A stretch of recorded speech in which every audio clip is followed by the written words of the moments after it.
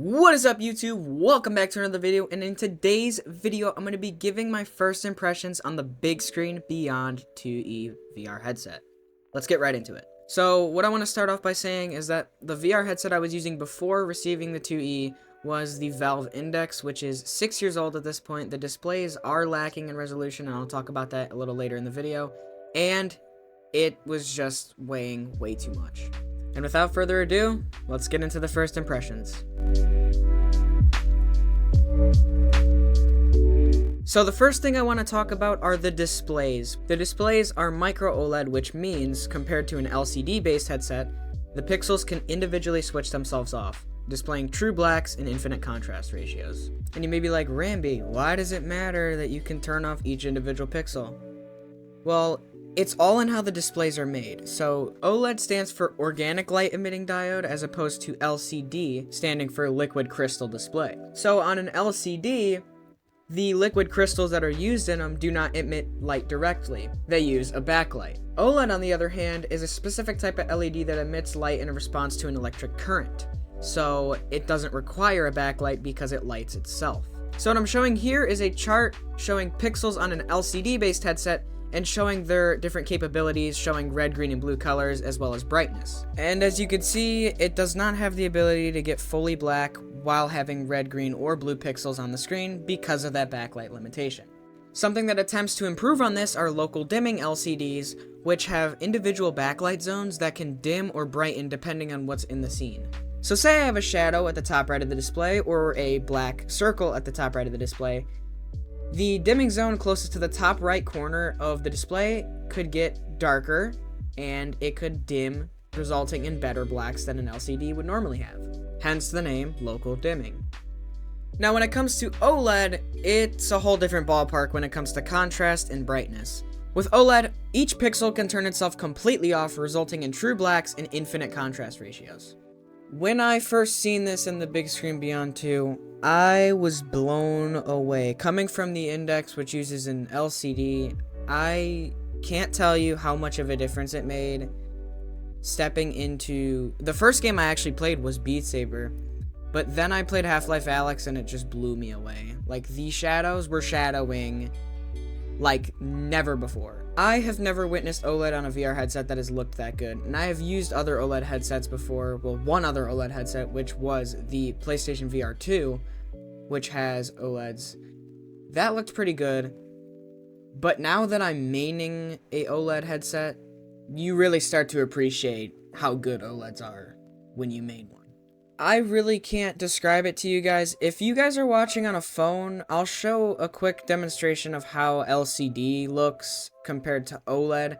Obviously, the image is just decontrasted, just so I could show how it would look compared to an OLED screen. You really have to see it for yourself to understand what I'm saying. And that brings me on to the FOV, or the field of view. So the Bigscreen Beyond 2, or 2E, claims to have a horizontal FOV of 116 degrees. Now, there is no explicitly listed diagonal FOV for the Valve Index, but the horizontal FOV for the Valve Index is 108, as well as the Bigscreen Beyond 2.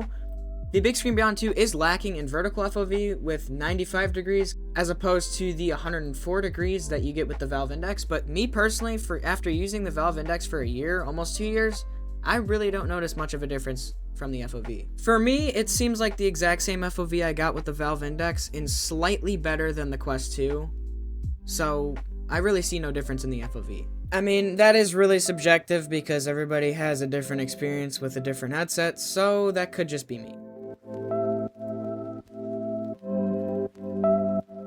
And that brings me on to the display resolution. The Bigscreen Beyond 2, or 2E, has a display resolution of 2560 by 2560 per eye. If you want to use the Bigscreen Beyond at its highest refresh rate, you're going to have to bump it down to 1920 by 1920 per eye. As clarified by Bigscreen though, the displays will always display 2560 by 2560 per eye. It's just 1920 by 1920 upscaled to 2560 within the headset itself. Personally, I've been using it at its 90Hz mode for things like Beat Saber and even VR chat, and it's not done me any bad.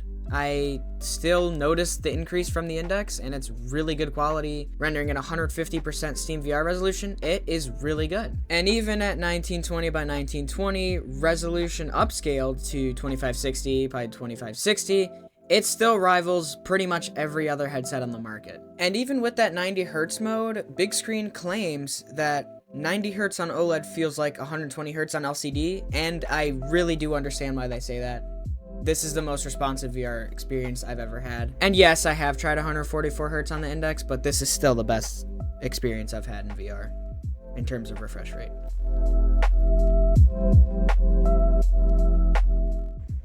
Now, that brings me on to one of the most impressive parts about this headset, if not the most impressive part about this headset, the weight of it. The Bigscreen Beyond 2 weighs 107 grams. Let that sink in. In all seriousness, this is the lightest VR headset that is on the market till this day.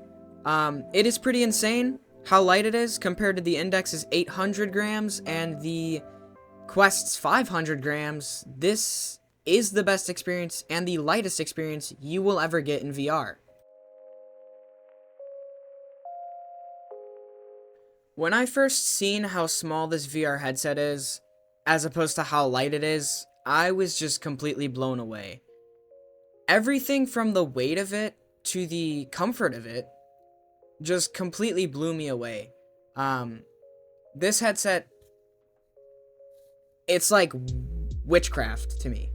I mean, you literally can't even compare it to the size of other VR headsets like the Quest 2 because it's just tiny. Another thing I find really hilarious is they managed to get a higher FOV than the Quest 2 with the lenses actually being smaller, which is really funny. Another thing I want to talk about is the comfort of the headset. This is the most comfortable headset I've ever used. Pair the weight with the custom fit cushion that you get. They send you an email, and what you do is you grab an iPhone and you scan your face, and it creates a 3D model of your face, which it then uses to make a custom face cushion personalized for you.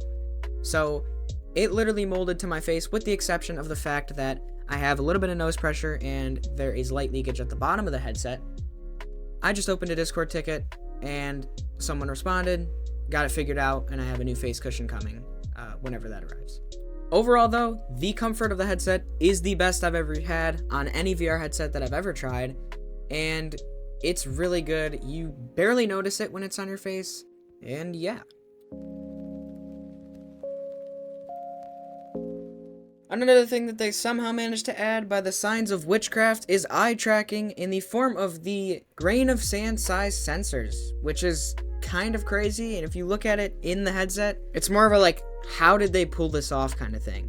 And the eye tracking isn't bad either, with the exception of it's still in beta, so they don't have blink tracking, and they also don't have any advanced features like foveated rendering, which prioritizes where you look to render to save performance in games like racing sims or heavy intensive VR applications. But other than that, if you're trying to socialize in VR chat or just hang out, it does the job perfectly fine. I have had no issues with it, other than you have to apply for a token, but once you do that, everything is pretty self-explanatory.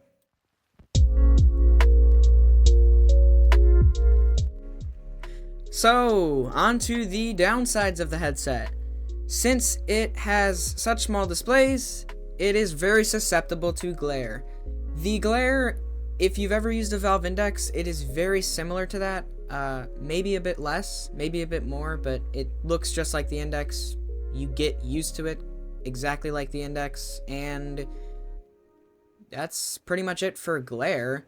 Another thing is the fan noise. You have to run the fan all the time, and you have to keep that thing cool. I run my fan at usually 85 to 90 sometimes.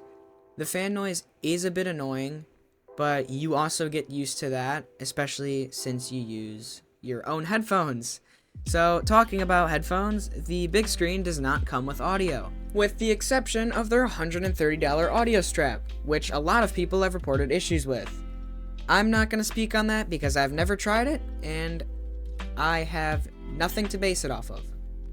I'm also not sure why people will want to add a hard strap to a light headset. That doesn't really make much sense to me, but pop off. Now on to the price. The base model Bigscreen Beyond 2 is $1,019 US, and the Bigscreen Beyond 2E with eye tracking is $1,219 US. So it's not at all a cheap headset, for one, and that doesn't even include the cost of base stations, controllers. So yeah, it's not cheap. I also forgot about the Bigscreen Beyond 2E VR Chat Edition, which you're paying essentially $50 more than the 2E to get some in-game items and a custom box, and then I think that's pretty much it. But still, comparing these three prices to the prices of other VR headsets, it is really not a starter headset, in case you couldn't tell already. I recommend if you already have base stations and controllers and you're looking to upgrade your index, this is the perfect choice for you. But anything else, I recommend going a different route. Ah yes, the dreaded conclusion. What are my thoughts on this VR headset? Well, I think that this is the best VR headset that I've ever used, and this is 100% the best VR headset on the market, disregarding price, of course.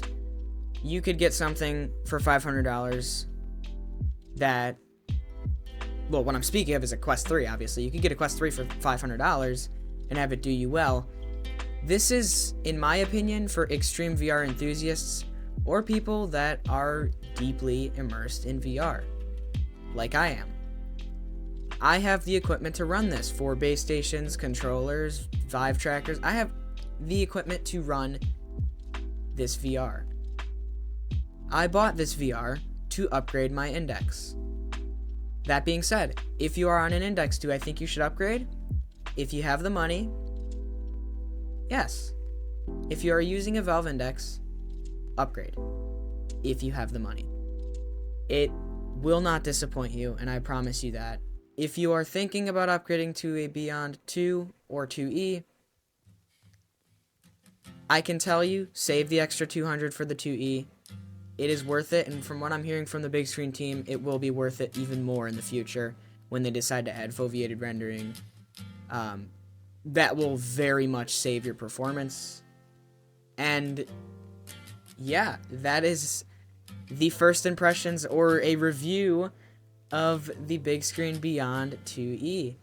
I would like to thank you guys so much for watching. Thank you guys so much for 900 subscribers. I really appreciate that. You guys are the best fan base in the world, and I would never want a different fan base. I love you guys so much, and I will see you in the next video. Peace out, and have a wonderful day.